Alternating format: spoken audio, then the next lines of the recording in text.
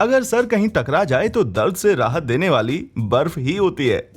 उसके साथ ही आपकी ड्रिंक को भी ठंडा रखती है और ये चीजों को एग्जैक्ट वैसे ही प्रिजर्व करके रखने के लिए भी बेस्ट है। और इसीलिए जब कोई चीज डिस्कवर की जाती है तो उसे प्रिजर्व करने के लिए इसी का इस्तेमाल किया जाता है। हम आपको बता दें कि लगभग 10% अर्थ सरफेस बर्फ से कवर है, पर मौसम के बदलाव के कारण ये आंकड़े धीरे धीरे कम होते जा रहे हैं। लेकिन फिर भी बर्फ के अंदर काफी सारी डिस्कवरीज हुई हैं और आज आप उनमें से 10 ऐसी ही रहस्यमयी चीजों के बारे में जानेंगे जो कि बर्फ के अंदर जमी हुई पाई गई। Number 10, life on Mars.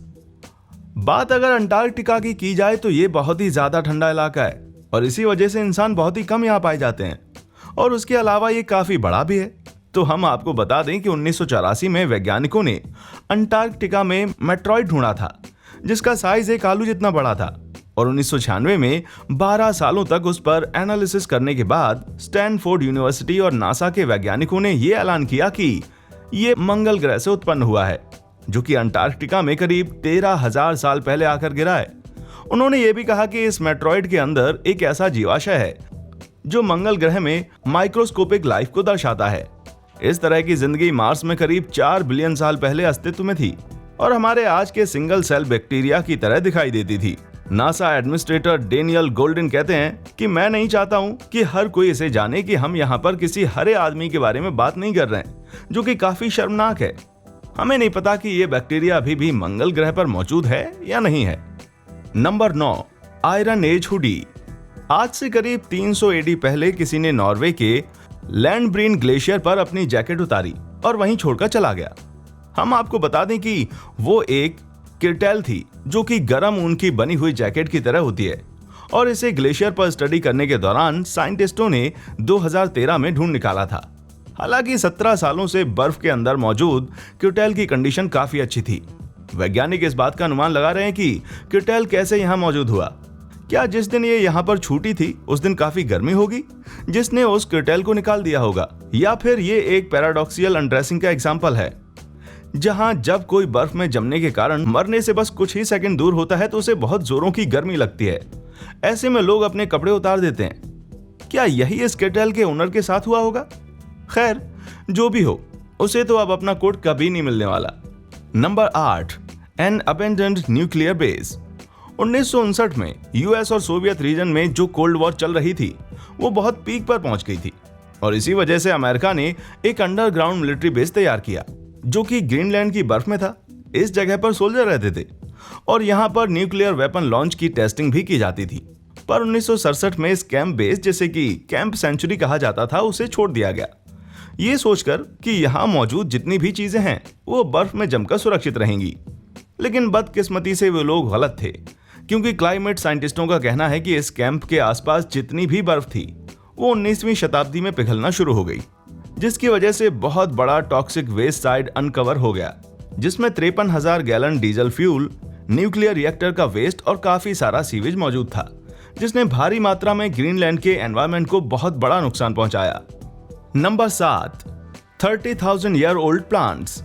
Permafrost के इलाके काफी ज्यादा ठंडे होते हैं, इस वजह से यहाँ मौजूद हर चीज प्रिजर्व हो जाती है, फिर चाहे वो 30,000 साल के लिए ही क्यों ना रखी हो।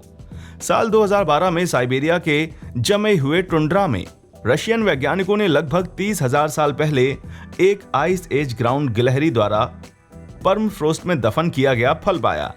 ये फल आज के नैरो लीफ वाले कैंपेनियन प्लांट से रिलेटेड लगते हैं। वैज्ञानिक इस फल को मॉस्को की लेबोरेटरी में ले गए और कुछ कोमल कोष्ठक के साथ नए पौधों को विकसित करने के लिए इन्हें सक्षम बनाया गया, जो पहले फूल में बदल गए और फिर नए बीजों का उत्पादन किया।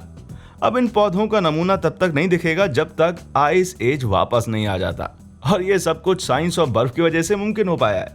लेकिन हाँ, एक बार उस गिलहरी के बारे में सोचना मत भूलेगा जो बदकिस्मती से स्वादिष्ट फल को खा नहीं पाई। Number 6, message in a bottle. हम सभी ने बॉटल के अंदर मैसेज डालने के बारे में सुना होगा, जिन्हें समुद्र में फेंक दिया जाता है और वो हजारों मील दूर चले जाते हैं। लेकिन ये मैसेज जो बोतल में है वो नॉर्दर्न कनाडा के आर्किटेक्ट वेस्टलैंड में मिला था।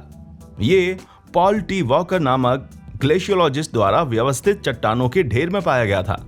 इसे यहाँ पर 1959 में रखा गया था और इसके अंदर जो मैसेज था उसमें इस मैसेज को खोलने वाले से चट्टानों के एक अन्य ढेर से पास के ग्लेशियर तक की दूरी को मापने के लिए कहा गया है और फिर जो डिस्टेंस आए उसे वॉकर को उसके ओहियो में मौजूद ऑफिस में बताई जाए, क्योंकि 1959 में यह डिस्टेंस 1.2 मीटर थी और वॉकर ये जानना चाहते थे कि इतने समय में ग्लेशियर कितना मूव हुआ है।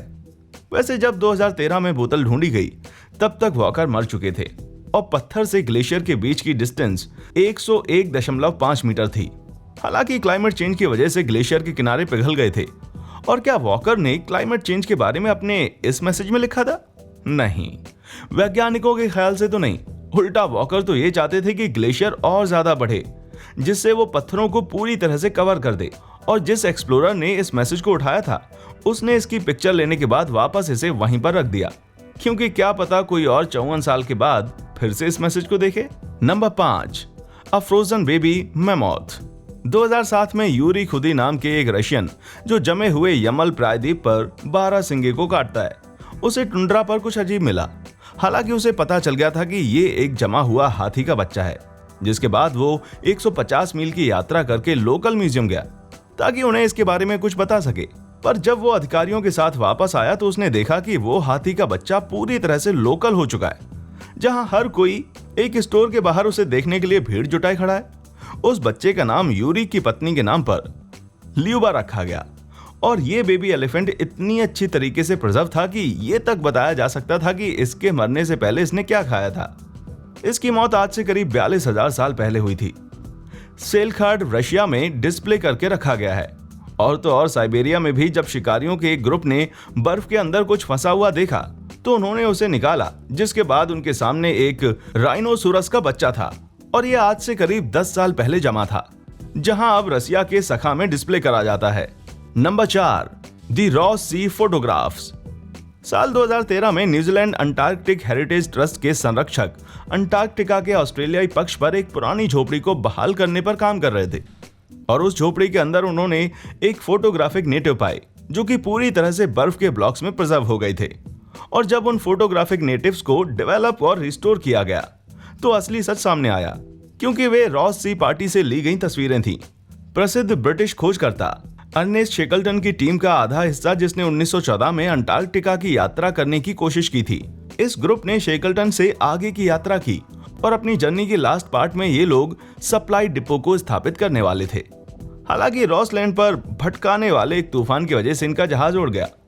वो तो लास्ट में पार्टी को बचा लिया गया, लेकिन अभियान के दौरान फोटोग्राफर अर्नोल्ड स्पेंसर स्मिथ सहित 3 लोगों की मौत हो गई। इन तस्वीरों ने पोलर एक्सप्लोरर की जिंदगी के बारे में एक झलक सामने रखी।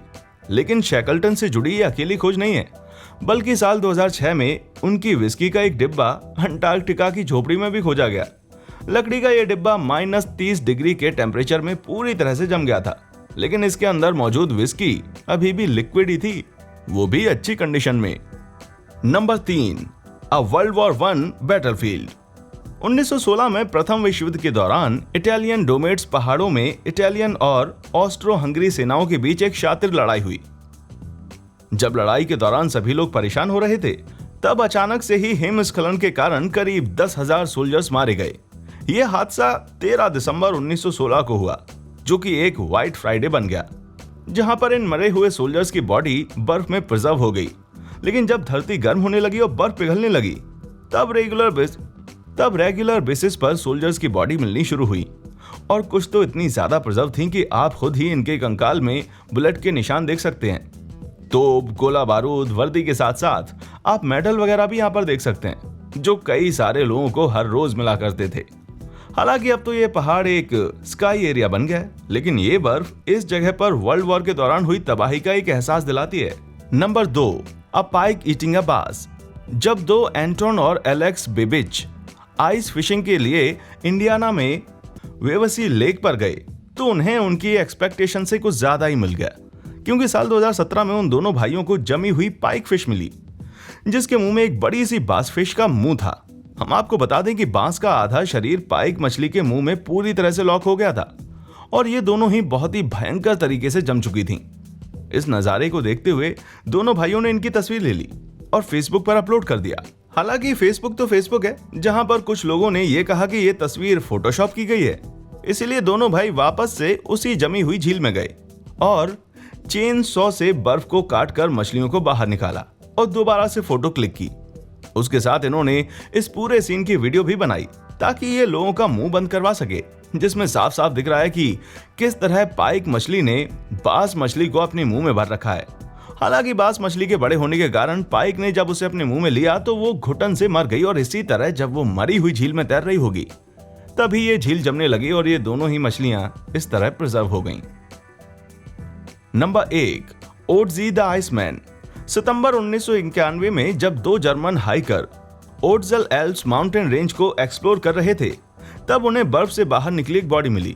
हालांकि उन्हें लगा कि ये बॉडी पर्वत से गिरने वाले किसी माउंटेनियर की होगी, जिसके बाद उन्होंने अथॉरिटी को बुलाया और फिर शव को बाहर निकाला और ऑस्ट्रिया के इंसब्रुक के एक लैब में ले जाया गया, जहां यह पता चला कि जो बॉडी है ये हाल ही में मरे किसी इंसान की बॉडी नहीं है, बल्कि ये मृत शरीर एक 4000 साल पुराने इंसान का है, जो कि अब तक डिस्कवर की गई सबसे पुरानी ह्यूमन बॉडी है। इस आदमी का नाम आइसमैन और ओटजी रखा गया और ये डिस्कवरी पूरी दुनिया में फेमस हो गई क्योंकि इतनी पुरानी बॉडी होने के बाद भी ये पूरी तरह से प्रिजर्व थी। वैसे हम ओटजी के बारे में बहुत कुछ जानते हैं। हम ये जानते हैं कि उसे कृमि, पित्त की पथरी और मसूड़ों की बीमारी थी। हमें पता है कि उसने बकरियां और पराग खाया है। हम ये भी जानते हैं कि वो सिर से पैर तक 50 टैटू गुदवाए हुए था।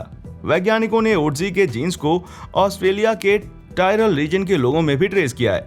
हालांकि कई लोगों का कहना है कि ओटजी की बॉडी श्रापित है। 7 लोग जो ओटजी की खोज में शामिल थे, जिनमें से हाइकर और फॉरेंसिक टीम के प्रमुख थे जिन्होंने उसकी जांच की थी, उनकी रहस्यमय तरीके से मृत्यु हो गई।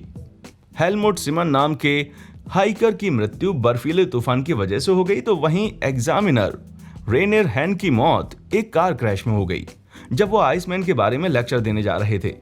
ओटजी अब साउथ टायरल आर्कियोलॉजिकल म्यूजियम में रखा हुआ है, आप जाकर उसे देख सकते हैं। लेकिन हाँ, याद रखिएगा, ज्यादा नजदीक मत जाइएगा।